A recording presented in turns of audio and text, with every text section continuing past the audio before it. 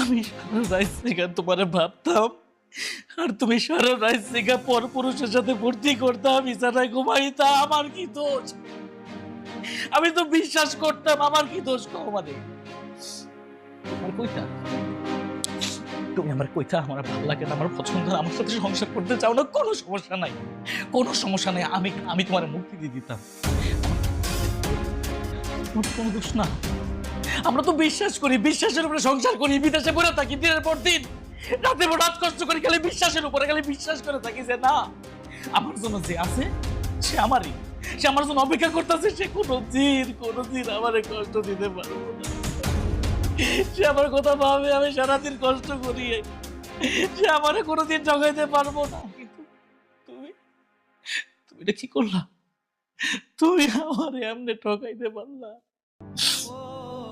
ঠিক আছে,